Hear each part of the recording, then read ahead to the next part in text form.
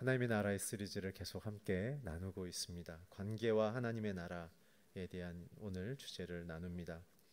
성경은 하나님과 우리와의 관계에 대한 이야기를 나누고 있습니다.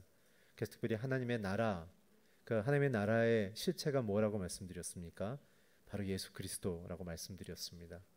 하나님의 나라는 킹덤, 하나님의 통치가 이루어지는 것을 성경은 구체적으로 얘기한다고 말씀드렸습니다. 물론 하나님의 나라는 물리적인 공간을 의미하기도 합니다.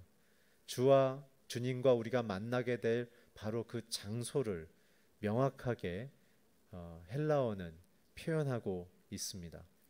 그렇지만은 그거 장소가 의미가 있기 위해서는 그 장소를 누가 다스리며 저와 여러분을 그곳까지 누가 인도할 것인가에 대한 그 후 저와 여러분과의 하나님과의 관계의 대상이신 예수 그리스도가 바로 하나님의 나라의 실체가 되는 것입니다.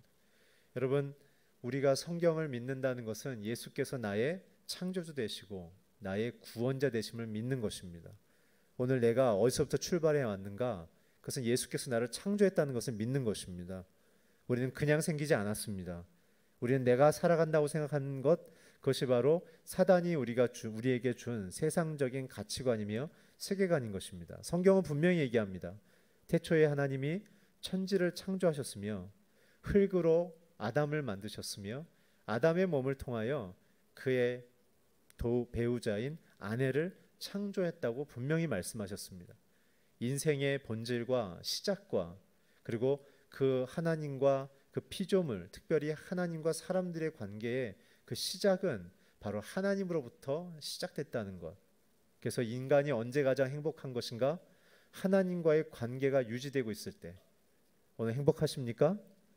오늘 그리스도와 함께 연합함으로 상황과 관계없이 주님이 붙드심을 통하여 승리를 이미 받은 자녀답게 날마다 나아가시기를, 행복하시기를 주의 이름으로 축원합니다. 오늘 그것이 우리에게 있어서 하나님의 나라의 본질이며 우리 안의 핵심인 것이죠. 그렇기 때문에 하나님의 나라라는 것은 그 예수 그리스도를 바라보는 것인데 그 예수님과의 관계가 결국 하나님의 나라의 실체인 것입니다. 그래서 예수께서도 이 땅에 오셨을 때 저희와 여러분에게 끊임없이 강조했던 그 적용할 수 있는 메시지는 무엇입니까?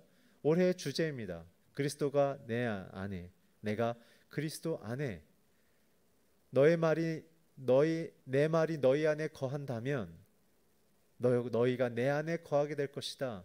결국은 하나님의 나라, 복음의 실체는 저와 여러분이 하나님과 어떠한 관계를 맺고 있는가, 그것이 바로 복음의 실체이며 하나님의 나라의 실체인 것입니다. 그래서 예수께서 하나님의 나라가 너희에게 이미 임했다, 그 얘기는 저와 여러분의 마음이 그리고 영혼이 그리스도와 관계를 맺어감을 통해 이미 그분의 영향력, 그분의 사랑, 그분의 말씀의 권위가 내게 작동되고 있다는 것을 말하는 것입니다. 오늘 성경에 있는 모든 말씀이 저와 여러분을 살리는 것을 믿으시기 바랍니다. 하나님의 나라의 생명이 저와 여러분 안에 예수 그리스도의 십자가를 통해 이미 주어졌습니다. 오늘 예수 십자가를 붙잡는 자들마다 오늘 그 하나님의 나라가 하나님의 관계를 통해 임하는 것을 선포합니다. 오늘 저와 여러분의 가정 가운데 주의 나라가 임하였습니다. 오늘 우리의 영혼의 삶 속에 하나님의 관계가 맺어져 있습니다. 오늘 이것을 붙들며 살아가야 합니다. 그것이 전부입니다. 그리고 시작입니다. 그렇다면 그분의 관계를 통해서 저와 여러분이 날마다 확인하며 고백해야 될 것은 무엇입니까? 그것은 두 가지입니다. 그분의 성품, 하나님의 성품을, 그분의 본성을, 특별히 두 가지가 있죠. 신성과 인성이 있는 것입니다. 영어 단어로서는 이 내용이 굉장히 잘 표현되어 있는데요. 하나님의 우리의 성품은 캐릭터란 단어를 쓰죠. 그것은 굉장히 제한적이며 일부의 성향이 주되게 작동될 때 영어 단어에서 캐릭터라고 얘기하는 것입니다. 그러나 하나님의 본성, 성품을 얘기할 때는 영어 단어에서는 nature를 씁니다. 본질적인 것, 그리고 너무나도 완전하고 완벽한 것, 변하지 않는 것, 모든 것의 원천이 되는 것, 그것이 바로 하나님의 성품인 것이죠. 그래서 그분 안이 갖고 있는 하나님의 신성, 거룩과 전능하심과 전지하심과 변함없으신 신실하신 그 하나님. 만약에 하나님이 그런 신성이 아닌 하나님이라면 우리는 그분을 예배할 이유가 없습니다. 그분이 변덕쟁이라면 우리는 그분을 신뢰할 이유가 없죠. 그러나 하나님께서는 우리의 태도와 우리의 반응에 상관없이 그의 손으로 창조된 하나님의 피조물들이 그분을 반역하며 그분을 배신했을지라도 자기의 아들을 죽이는 신실한 관계를 유지함을 통해, 변함없는 관계를 유지함을 통해 인정과 또한 찬사를 받는 것을 요구하지 아니하시고 그저 우리를 사랑하시는 일방적인 희생적 관계를 통해 저와 여러분을 하나님의 나라로 계속 끌고 가고 계신다는 것입니다. 이 얼마나 감격적이며 이 얼마나 믿음직스러우며 우리의 실패 속에서도 우리에게 얼마나 희망이 있는 메시지인 것입니까? 오늘 기독교의 신앙은 그 신실하신 하나님을 바라보며 그것의 증표이신 십자가에 죽으신 예수님을 고백하며 붙듦을 통해 내 형편, 내 상황, 내 느낌을 뛰어넘어 변함없는 말씀의 진리 가운데 우리가 서는 것입니다. 오늘 그 안에 자유가 있습니다. 오늘 그 예수의 사랑 안에 머물기를 축원합니다. 그래서 하나님의 나라의 관계에는 그분의 성품을 충분히 우리가 날마다 더 깊이 묵상하며 그것을 누려가는 것이죠. 그래서 두 번째 열매는 무엇이냐면 그래서 하나님의 그 성품으로 기뻐하며 사는 것입니다. 많은 사람들은 하나님의 나라가 피상적으로 생각합니다. 절대 그렇지 않습니다. 하나님의 나라는 지극히 인격적이며 지극히 사회적인 영역에서 열매 맺고 드러나게 되어 있습니다. 하나님이 나에게 있어서 창조주라고 고백했을 때 우리에게는 어떤 변화가 있습니까? 내 인생에 대하여, 내 모나고 내 실패하고 부족한 내 인생에 대하여 사랑하기 시작하는 것입니다. 어떻게 내 인생을 사랑할 수 있을까요? 그것처럼 불가능한 일은 없습니다. 왜요? 나만큼 나를 잘 아는 사람이 없으니까. 많은 사람들은 스스로에게 실망하며 삽니다. 아니, 어떨 때는 무관심하게 살아가는 것이죠. 그러면서 자기가 획득한 사회적인 신분, 영향력, 어떤 성공의 사건들로 자신이 갖고 있는 결핍들을 포장하며 위로받으며 스스로를 괜찮다고 말하고 있지만 그러나 늘 가슴속에서는 울고 있는 사람들이 많다는 것이죠. 그러나 여러분, 하나님의 나라를 소유한 자는 자신이 그런 것을 분명히 더 깊이 알게 됩니다. 자신이 연약하기 때문에 하나님 아니고선 살아갈 수 없음을 더욱 고백하기 시작하는 것이죠.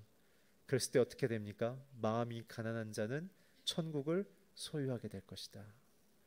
오늘 하나님의 그 아름다운 관계를 누릴 수 있는 자들은 자신의 마음속에 가난을 선택하는 자들입니다. 그렇기 때문에 내가 할 수 없음을 인정했을 때 주님의 행하심을 날마다 인생에서 발견하고 목격하기에 우리는 기쁜 것입니다. 오늘 주님께서 우리의 인생에 일하시는 것을 날마다 발견하시길 주의 이름으로 축원합니다. 오늘 그렇기 때문에 그 관계, 하나님의 관계에 대한 핵심은 분별함이 우리에게 필요합니다. 성령의 도우심으로 우리가 분별할 수 있는 우리의 마음의 상태가 되어지지 않는다면 우리에게 임한 하나님의 나라를 우리는 선택할 수도 감사할 수도 누릴 수도 없게 되는 것이죠.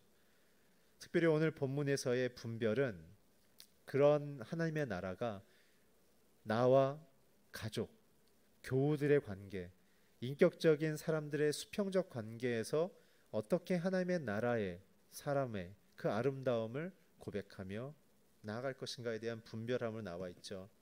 오늘 그래서 조금 의미를 좁혀서 사람과의 관계 속에 드러난 하나님의 나라로 오늘 본문을 보는 것이 오늘 사도 바울이 전하려는 메시지의 핵심이기도 합니다. 그렇다면 사람들 사이에서 분별한다는 의미는 무엇입니까? 그것은 이런 의미입니다. 어떤 사람의 행동에 대해서 그가 그렇게밖에 행동할 수 없음의 그 원인을 여러 가지로 분석하고 연구해 볼 수 있는 것이 분별입니다. 그래서 분별의 결과는 무엇일까요? 그 사람을 총체적으로 이해할 수 있는 이해가 생깁니다. 그러나 분별에는 약점이 있습니다. 저와 여러분이 누구를 향해서 바라봤을 때 그 분별, 저 사람이 저렇게 얘기하지? 저 사람이 왜 이렇게 행동하지? 라고 생각하는 그 분별의 약점은 성급함입니다.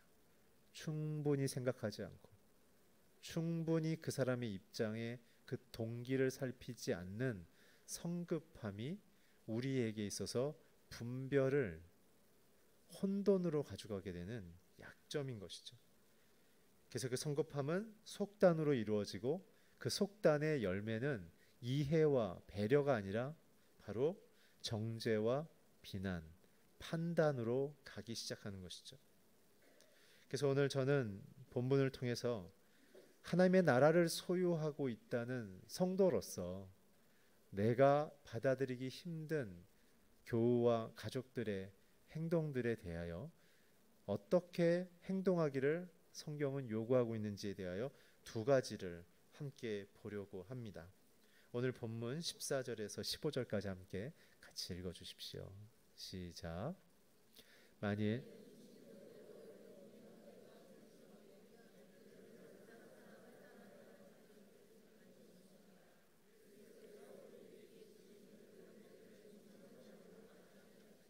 16절까지 읽어 주십시오.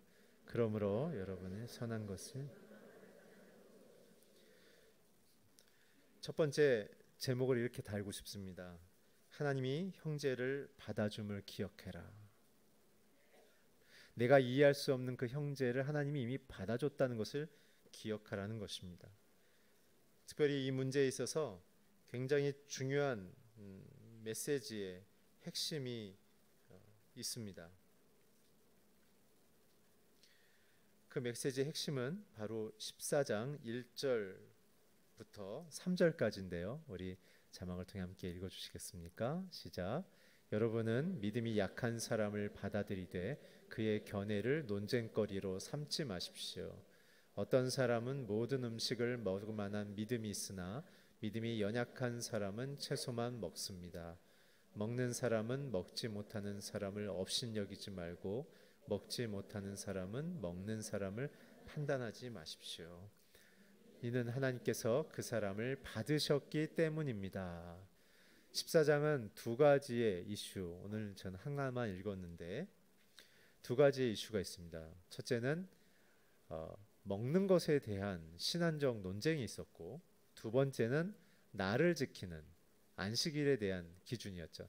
나를 지키는 것에 대한 논쟁 두 가지가 있었습니다. 그렇기 때문에 교회 안에서 신앙이 깊다고 하는 사람들과 이제 막 예수를 믿은 사람, 혹은 유대교의 배경이 있는 사람과 그렇지 않은 헬라적 문화를 갖고 있는 배경이 있는 사람들이 신앙을 갖고 예수를 고백했지만 교회 문화로서의 충돌이 일어나기 시작했죠. 간단히 설명드리면 먹는 문제는 뭐였냐면 이방 신들에게 제물로 드려졌던 고기들이 그 당시에는 시장에 나와서 팔렸습니다.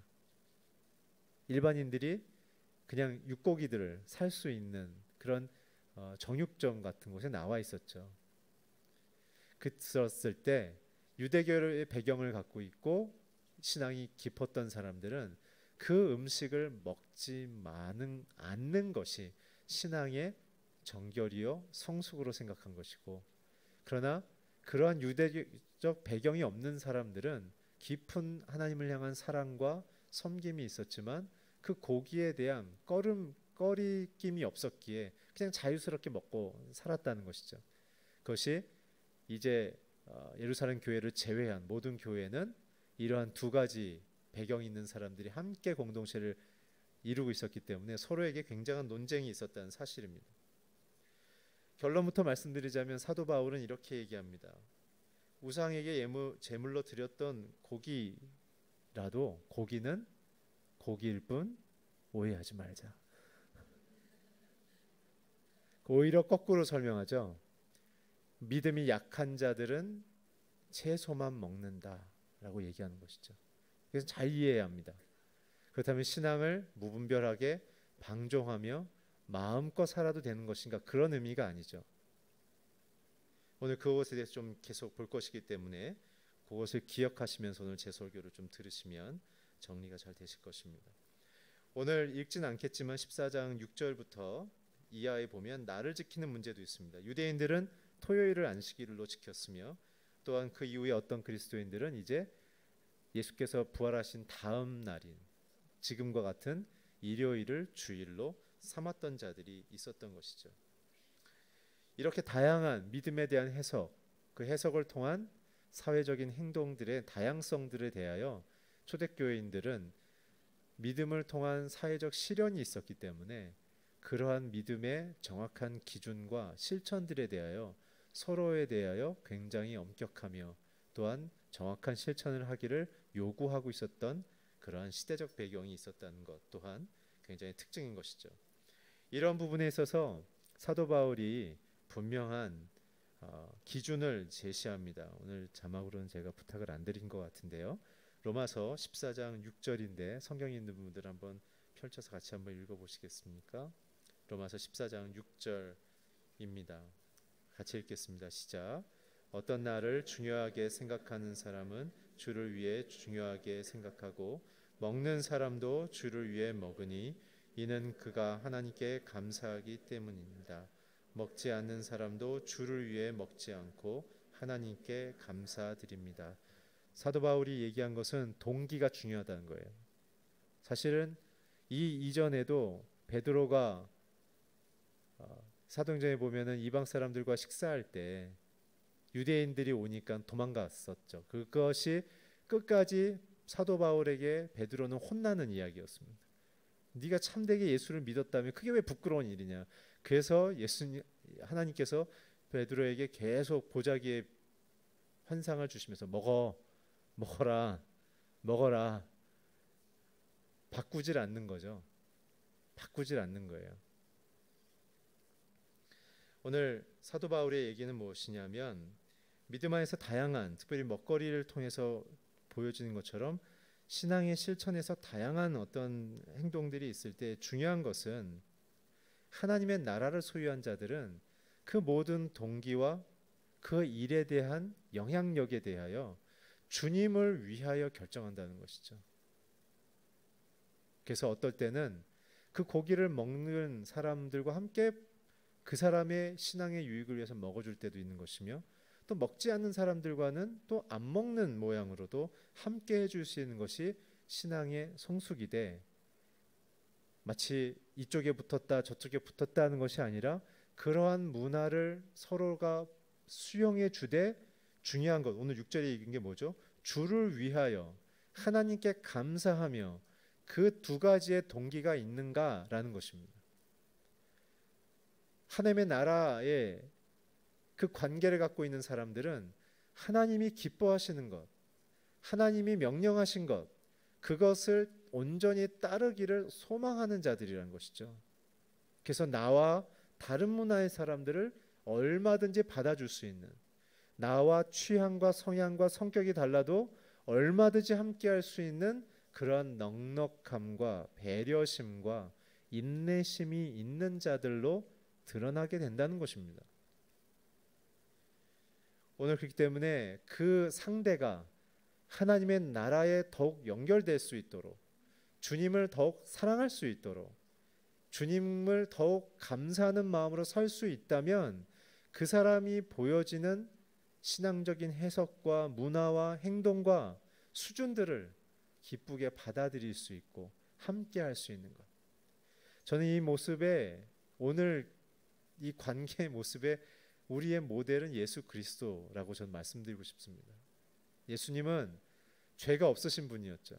그리고 모든 피조 세계의 창조주였으며 그가 주인이었으며 통치자였습니다. 모든 권위를 갖고 있었습니다. 그러나 그분은 단 하나의 이유, 저와 여러분을 살리기 위해, 저와 여러분을 죄에서 건져내기 위하여 자신의 그 거룩하며 영광스러운 자리에 그 위치를 내려두고 죄가 만연한 이 땅에 들어오셔서 오히려 사람들의 종이 되어지는 관계의 모습으로 내려오셨다는 사실. 그래서 오히려 세상에서도 예루살렘으로 비유되어지는 힘 있고 권력 있고 소위 가진 자의 관계를 추구하기보단 하나님, 성부 하나님, 아버지 하나님의 뜻, 죄인과 창녀와 세리처럼 자신의 죄를 인정하며 사회에서 버려진 자와 같은 가난한 마음으로 더 이상 갈 곳이 없는 자들과 오히려 함께 하심을 통해 그들에게 하나님의 나라를 증거하시는 친절한 아버지, 따뜻한 아버지, 배려하시는 아버지, 그리고 인생의 눈물을 닦아주시는 아버지로 함께한다는 사실입니다. 그분이 우리에게 오셔서 왕으로 임하였다면 우리를 조종하셨을 것이며 우리에게 명령하시며 비인격적으로 우리를 다스리시는데 관심이 많으셨겠죠. 그러나 그분은 영광의 왕이셨지만 섬기는 왕으로 오셔서 아름다운 관계의 모범을 보이셨다는 사실입니다. 그 때문에 모든 성도들은 그분과의 관계를 생각할 때 저와 여러분은 내가 거저 용서받은, 거저 받아들여 주신 하나님의 그 관계를 생각하며 늘 찬양하며 감사해야 된다는 것이죠. 그 때문에 우리는 용서받은 자이기 때문에 누가 우리에게 불편을 줘도 내가 생각하는 최선의 기준과 다른 모습을 보여도 우리는 어느 누구를 정죄할 수 있는 자격과 입장이 아니란 사실을 알아야 됩니다. 예수께서의 비유를 했던 걸 기억하십시오. 1만 달란트를 빚진 자, 적은 돈을 빌려주고 큰 돈을 탕감받았던 그 사람이 큰 돈을 탕감받았으나 적은 돈을 자기에게 갚지 않는 사람을 때리고 옥에 가두는 일을 통해 자신에게 베풀어 주신 용서의 관계, 용납의 관계의 가치를 모르고 작은 일로 형제의 눈에 있는 티끌로 다른 사람을 정죄하고 비판했던 모습을 통해 예수께서는 오히려 그에게 큰 화가 임할 것이다 라고 말씀하셨다는 것. 그 때문에 저와 여러분의 신앙의 기본적 태도는 주님의 희생적인 십자가의 사랑으로 우리는 거저 용서를 받았다는 것을 잊지 마시기 바랍니다.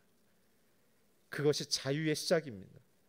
그 마음이 없는 자들은 어떻게 되냐면 다른 사람을 판단하는 재판관의 마음으로 보기 시작하는 거예요. 그래서 교회 오래 다닌 사람들의 특징은 왜 저렇게 하나 생각한다는 것입니다. 교회를 누가 깹니까? 새신자가 와서 교회를 괴롭힙니까? 오래 믿은 자들이에요. 왜 그럴까요? 용서받은 것에 대한 감격, 하나님의 나라 속에 내가 들어갈 수 없는 자지만 들어가게 되어진 것에 대해 그 감격이 이제는 당연하게 된 거버려요. 그것이 자기의 신분이며 자기의 어떠한 본질처럼 바뀌어버린 것이죠. 아니에요. 목사인 저나 여러분이나 예수 아니면 천국에 갈 수 없습니다. 어떠한 희생을 해도 어떠한 봉사를 해도 예수만으로만 천국을 가는 거예요. 그 때문에 예수님이 나를 받아주신 그 사랑의 관계만을 주장하셔야 합니다. 그게 순모임입니다. 순모임에 모이면 우리는 뭘 나눠야 합니까? 예수께서 나를 위하여 어떤 은혜와 사랑을 베푸셨는지를 그 감격을 나누는 것입니다. 그것이 우리의 희망인 것이죠. 그 때문에 우리는 어떻게 해야 합니까?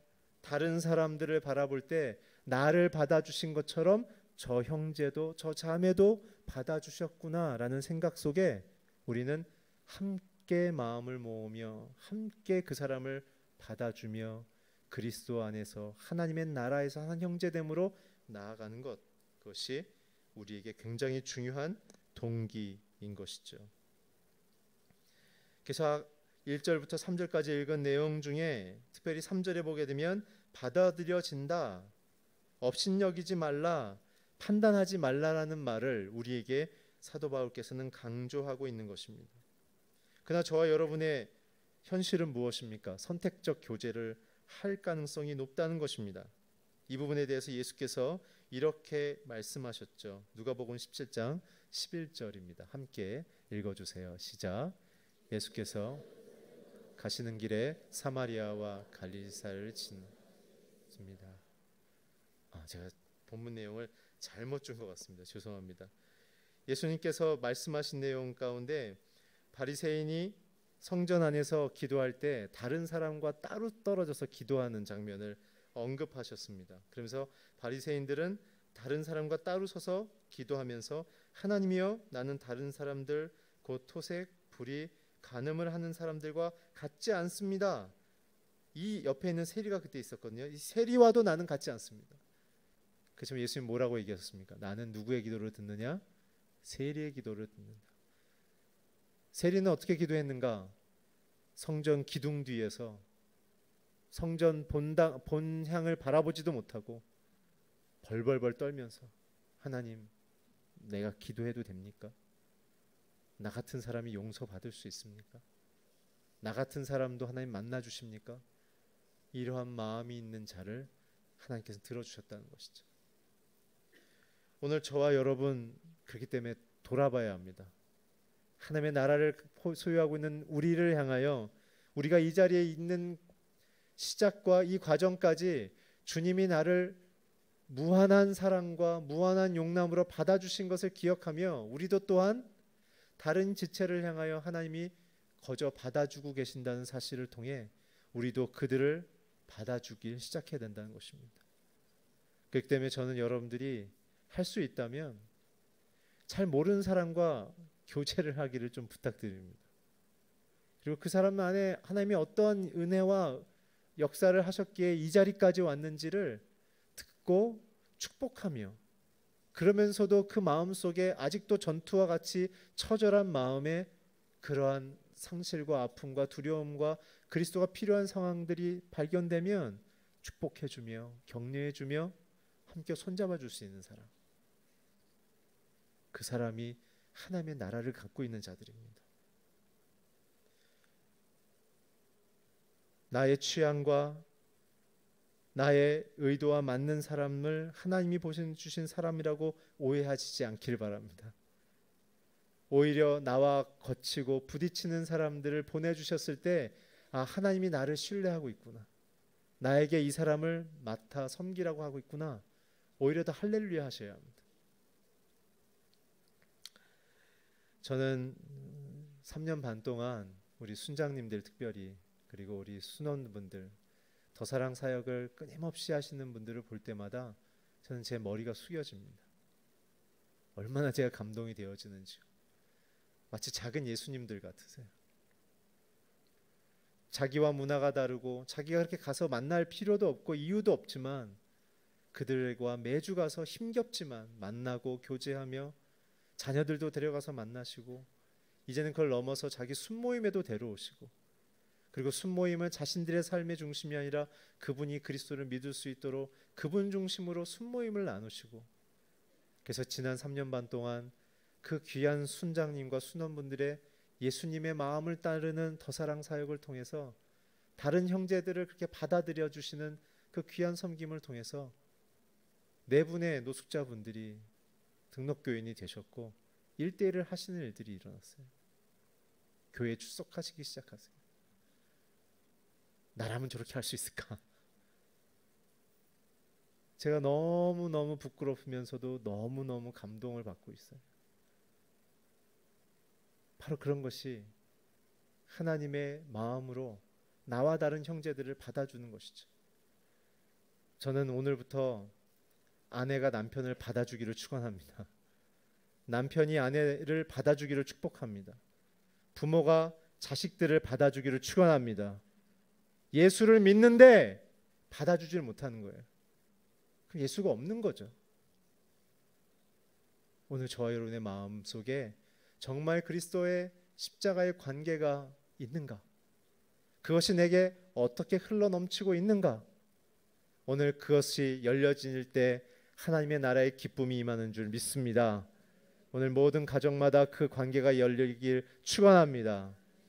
마지막 두 번째 18절부터 19절 읽겠습니다. 시작.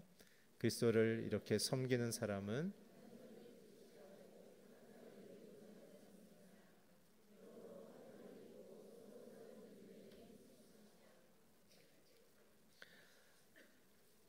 두 번째 이제 마지막 대지는요. 하나님은 나를 기뻐하시고 사람들에게 인정받게 하신다. 하나님의 나라를 소유한 자들에 대하여 하나님은 기뻐하십니다. 그리고 거기서 멈추지 않고 하나님의 나라를 소유하지 않는 자들 사회 속에 밀어넣으셔서 그 하나님의 나라의 방식대로 살아갈 때 인정받게 하시며 높임받게 하신다는 것입니다. 오늘 그렇게 받게 하나님의 기쁨이 되어지고 세상에서 인정받아지는 하나님의 자녀가 되는 그런 방향으로 나갈 때 우리가 주의해야 하며 피해야 될 두 가지가 있는데요. 첫 번째는 사람을 바꾸려고 하지 마십시오. 사람은 내가 바꾸는 게 아니라 성령께서 바꾸시는 것입니다.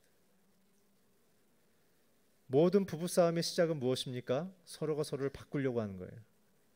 자녀들이 왜 삐뚤어집니까? 부모의 기준으로 자기를 바꾸려고 하기 때문에 그래요. 하나님께서 바꾸시도록 하나님께 남편은 아내를 맡기시고 아내는 남편을 맡기시길 바랍니다. 부모들은 자녀들을 하나님의 뜻 앞에 맡기시기 바랍니다. 그 믿음이 없으면 가정에는 행복이 없을 것입니다. 왜냐하면 가정의 머리는 그리스도시기 때문에 그렇습니다. 그리스도께서는 자기의 생명값으로 모든 사람들을 하나님께로 인도하시는 그 일을 맡으셨습니다. 그래서 이 땅에서 십자가 이후에 부활하시고 승천하신 이후에 그리스도의 영인 성령께서 우리에게 임하신 것입니다. 성령을 받았을 때 저와 여러분은 인격과 행동이 변하기 시작합니다. 모든 남편과 아내와 자녀들이 성령 받기를 축원합니다. 성령 받지 않고 신앙생활을 하면 아무 변화가 없습니다. 오래 출석해도 아무 변화가 없습니다. 성경을 믿지 않으면 아무 변화가 없습니다. 오늘 성경을 믿으시길 주의 이름으로 축원합니다. 그리고 성령 하나님께 의지하며 다스림을 받기를 바랍니다. 왜냐하면 성령께서 말할 수 없는 탄식으로 우리 안에 있는 죄악과 허물들을 성부와 성자 하나님께 기도하고 계시기 때문에 그렇죠. 성령 하나님에게서 역할은 무엇입니까? 중보자, 인터세서, 우리와 하나님을 연결하는 분. 24시간 우리를 위하여 기도하시는 분은 성령 하나님과 성자 예수밖에 없으십니다. 그 기도를 통해 우리는 바뀌는 것이죠. 사람은 누군가 자기를 바꾸려고 그러면 신경질을 냅니다. 그러면 하나님과 멀어지기 시작해요. 진짜 여러분들의 가족이 바뀌길 원한다면 우리가 해야 될 일은요, 사랑하고 인정하는 일이에요. 그리고 하나님께서 그 가족을 바꾸기를 우리는 하나님께 호소하는 것밖에 없어요. 두 번째는 무엇이냐면 다른 사람을 비판하는 것을 주의하셔야 합니다. 예수님이 굉장히 싫어하십니다. 예수님도 산상수훈 처음에 뭐라고 얘기하셨습니까?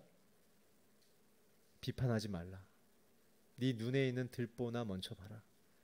다른 사람 눈에 있는 티끌 보지 말고 네 눈에 있는 들보부터 봐라.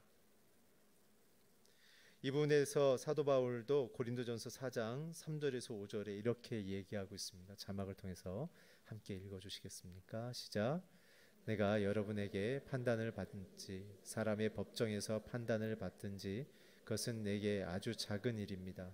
사실 나도 내 자신을 판단하지 않습니다.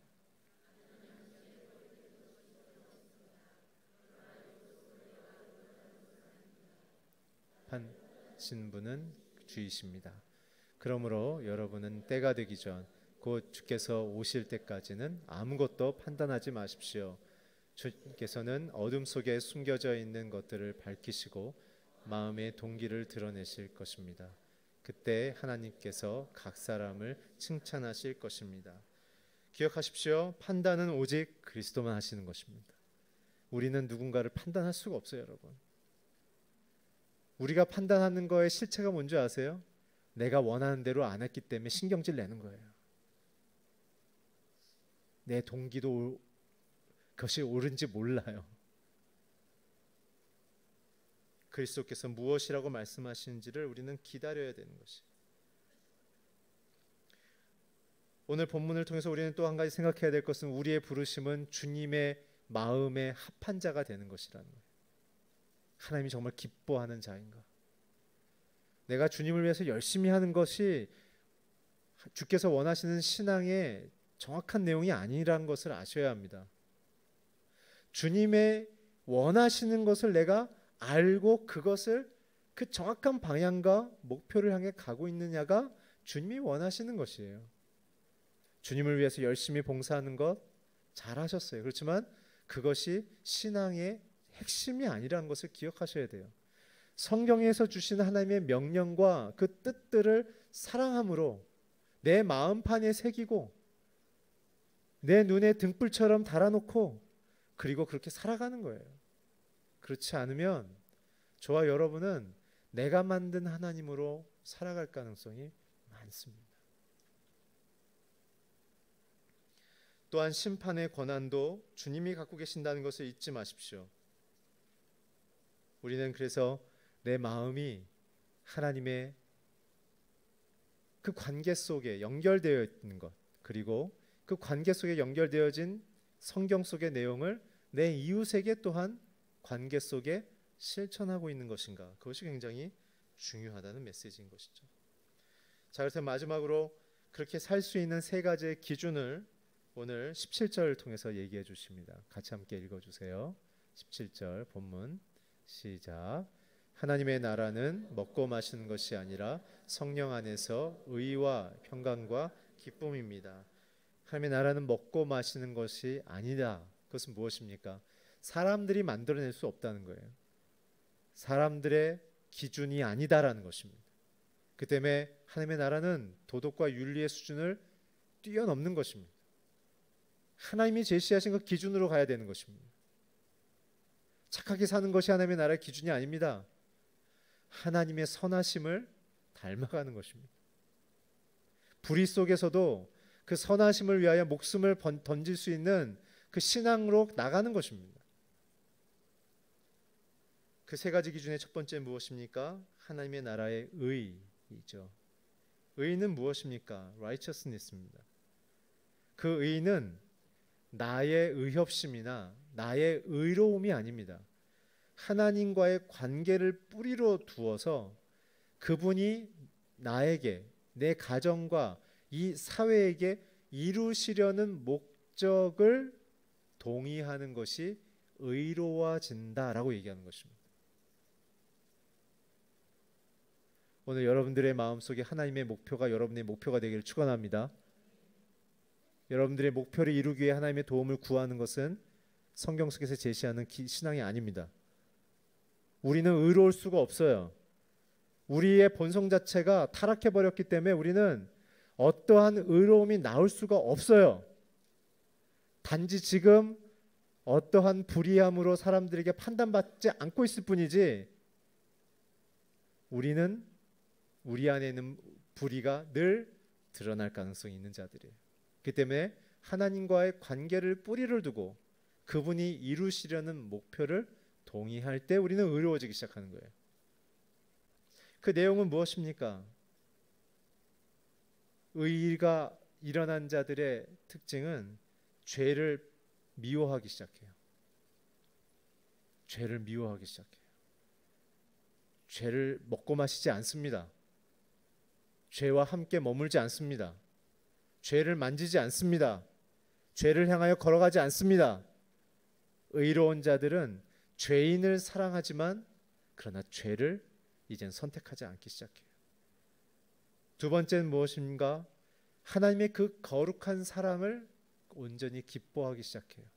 그래서 이 사랑을 나누고 싶어 하는 거예요. 그게 바로 세상에 오신 예수 그리스도를 사랑하는, 그 뜻을 온전히 사랑하는 자들로 인하여 의로움을 우리가 고백하기 시작하는 거예요. 그래서 보혈을 찬송하기 시작해요. 가난하고 헐벗고 약한 자들을 향하여 섬기고자 하는 선한 마음의 의로운 마음들이 발동되기 시작해요.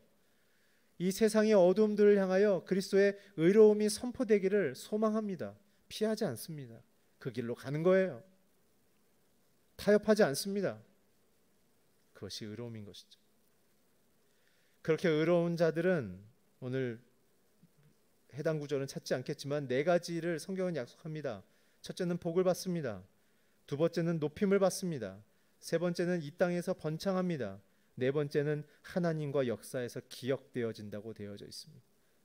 전 여러분과 여러분들의 자녀들이 이렇게 의로워지기를 축원합니다.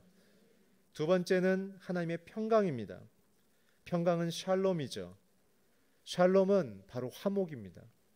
하나님과 화목된 자들은 세상과 화목해함을 이룰 수 있습니다. 예수께서 어린 양 예수로 오신 이유는 죄인인 우리를 하나님과 화목하게 연결하기 위하여 자신을 희생하신 것이죠. 그 때문에 평강은 반드시 생명의 대가를 전제합니다. 누군가의 생명으로 평강은 이루어지는 것이죠. 그 때문에 우리의 가정에 이루어질 평강은 특별히 남편들이, 아빠들이 하나님 앞에서 가정의 식구들을 향한 기도와 그리고 가정 안에 있는 죄악과 눈물을 그리스도 앞에 짊어매고 나가서 주님의 십자가에 못 박고 그분의 은혜와 은총을 간절히 구하는 그런 겸손한 무릎꿇음의 삶이 있어야 하는 것입니다. 특별히 평강은 굉장히 중요한 메시지입니다. 하나님과의 관계에서 누릴 수 있는 핵심이죠. 특별히 마태복음 5장 23절에서는 형제와의 화목을 요청하고 있습니다. 너희들이 나한테 와서 예배드리기 전에 먼저 형제와 화해하고 와서 예배드려라. 그랬을 때 난 너희들의 예배를 받을 것이다. 하나님의 나라가 있는 자들은 이웃과 화평을 이룹니다. 혹시 비즈니스 관계에서 여러분들의 사회적 관계에서 거침이 있는 자들이 있다면 하나님의 도움을 구하시고 화해하시길 바랍니다. 특별히 가족 간에 오래 연락이 끊어져 있는 식구들이 있다면 화해하시기 바랍니다. 두 번째는 형제를 참는 것입니다. 여러분 기억하십시오. 우리가 신앙이 큰 이유는 누군가 나를 참아줬기 때문에 내가 이렇게 성장했다는 걸 잊지 마세요. 부모가 나를 참았기 때문에 이렇게 성장한 것처럼 그리스도께서 나를 인내하심으로 사랑했기 때문에 내가 오늘 여기까지 있는 것입니다. 세 번째는 하나님의 나라에 평강이 있는 자들은 서로에게 덕을 세우는 데 힘씁니다. 그리고 마음을 그리스도를 향하여 하나됨을 갖는 것이죠. 여러분들 순원 안에서 고통과 어려움이 있는 자들, 가족 가운데서 마음에 힘겨움이 있는 자들을 내버려 두지 마십시오. 챙기십시오. 연락하십시오. 그들의 한숨과 눈물을 들어주십시오. 다 토해낼 때까지 들어주십시오. 그리고 손잡고 함께 울며 기도하는 것이 우리가 답이 될 수는 없지 않습니까? 그러나 나와 여러분을 이곳까지 이끌어오신 그리스도의 그 십자가의 사랑을 기억한다면 또한 우리가 내 안에 있는 예수를 보여줄 수 있는 인생이 되기를 바랍니다. 마지막 세 번째는 하나님의 나라의 기쁨이라고 얘기했는데 이 기쁨은 모든 것이 원천이 돼서 나오는 열매인 것이죠. 하나님을 사랑하면 기쁨이 시작됩니다. 저는 할 수만 있거든 주일날 여러분들의 표정이 기쁨의 얼굴로 오시기를 바랍니다. 한번 올라와서 다 보시기를 한번 해보고 싶지만 시간 관계상 하나님의 나라를 사모하는 자들은 하나님이 내 하나님이 되신 것을 기뻐하기 시작합니다. 하나님이 정말 하나님인 것을 감사하기 시작한 거죠. 그분의 거룩하심, 그분이 죄가 없기 때문에 나의 죄가 씻겨질 수 있는 것이 감사한 것이고 그분의 사랑, 나 같은 인격을 참으시면서 끝까지 나를 천국으로 이끌어 주시는 그분의 한량없는 사랑에 감사하는 것이고 그분의 의로움으로 나의 불의함을 덮으셔서 세상 가운데 공격받지 않고 묻혀지지 않고 그리스도의 길을 걸어갈 수 하신 하나님, 또 주께서 주신 구원의 기쁨을 통하여 예수의 부활로 인한 승리의 기쁨을 통해서 또한 오늘도 살아계셔서 나와 임마누엘 되어 주시는 함께 하시는 하나님의 그 관계의 기쁨을 통해서 우리는 이웃에게 그렇게 참고 받아주는 관계를 할 수 있는 것입니다. 사랑하는 성도 여러분, 오늘 저와 여러분의 인생 속에서 그리스도와 함께하는 아름다운 관계가 되기를 주의 이름으로 축원합니다. 기도하겠습니다. 주님, 우리를 붙드시고 우리를 버리지 아니하시고 우리와 함께하심을 찬양합니다. 그 하나님만을 온전히 믿으며 따라가게 하여 주시옵소서. 그래서 내게 맡겨주신 가족과 교우들과 지역사회 사람들을 받아들이며 용납하며 화목해하며 덕을 세우며 살아가게 하여 주시옵소서. 예수 그리스도의 이름으로 기도했습니다. 아멘.